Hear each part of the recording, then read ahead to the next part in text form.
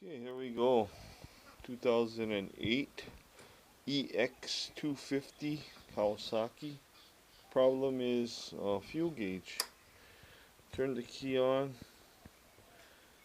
Fuel gauge is not even responding. Lift the bike up, maybe that's part of the problem. Okay, so as you can see, got a full tank of fuel, but the fuel gauge is not responding.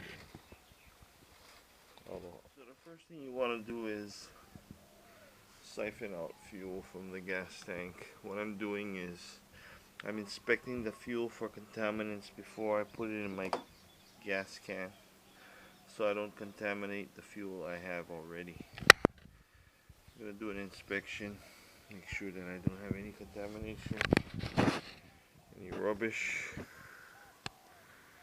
water, before I put it in the fuel can, which I cannot inspect. First thing you want to do is take off those side shrouds. On both sides of the seat you'll see these Allens. Go ahead and remove that, remove your wrist. Okay, after you remove the two screws on both sides of the seat, you want to lift the seat up, kind of pull back, and it'll come right out. You can see that's what's holding it in right there. That goes right inside there. So you kind of just got to pull up like this. As soon as you get that off, you want to unscrew these two tins. Then you've got a bunch of other stuff to unscrew. Just follow along. I've got some frame sliders, so that's going to have to come off. Then your side shrouds are going to have to come off. Just follow, take off one screw at a time. Take your time.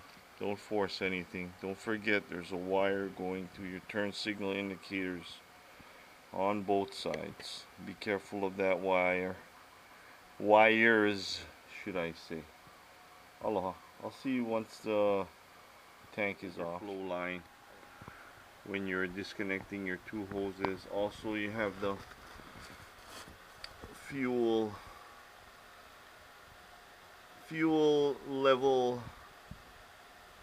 float level wire here. I'm going to be checking that shortly. Remember, you've got a plastic cap that you're going to have to pry out over this. Just pull this out gently from the inside. Okay, the way you test it is turn on your ignition and connect your wire to the, and then you lift it up all the way, and what should happen is the fuel gauge should rise, and it should rise all the way up to the full level.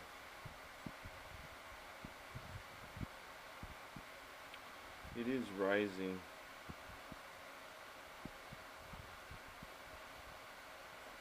However, you can see it's rising only up to about,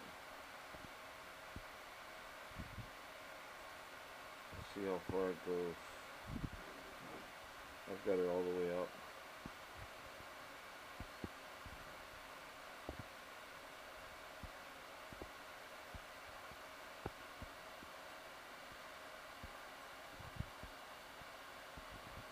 It's telling me I got a quarter tank. I bought another replacement one.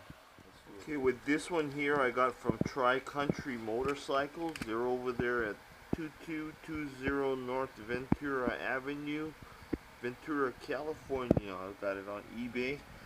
Looks like a pretty good unit here.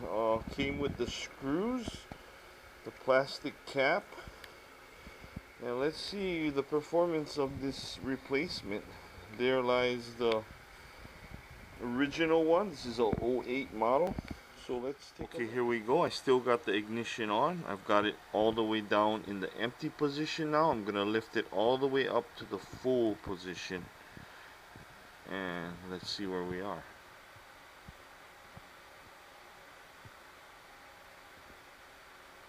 my gosh, success.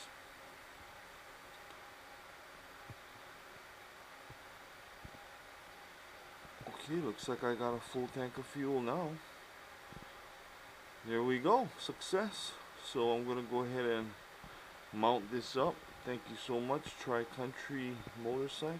Now keep in mind, there is one other post on YouTube, and that gentleman, what he did was he just pushed, there's a cover that goes on here. He just pushed this down to get a better connection, but in my case, it's not working because I'm holding it down and I've got it all the way up and it's still reading a quarter tank. So what it is this is a resistor, and it's probably just a faulty resistor, because when I bought this bike from day one, I've been having this problem. Well, not as drastic as it is now, but nonetheless, just to give you guys a little inside trip. So if you think you can just take it apart and you're gonna push that down and that's gonna solve your problem, it may not. That used part I got from Tri-Country cost me $16. Free shipping. Money well worth spent. Once you got all of this stuff off, the bike is gonna be down. Oh. Since I'm here and I got all the fairings off, it's a great time to change the oil. So oil filter for this bike is a K&N 401, and I'm gonna add some Dello 400E heavy duty motor oil, and we'll go from there. Aloha. Oh yeah, the K&N is good because it comes along with the rubber O-ring. Some companies do not give you that with the oil filter kit.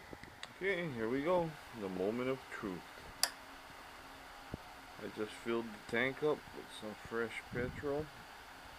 Start it up and make it go a little bit faster. Change the oil in the crankcase. Put a used float fuel gauge switch in there. The chances of the gauge going out is very, very low. So if you've got a problem with a bad fuel reading, 99.9% of the time it's going to be the float switch in the tank.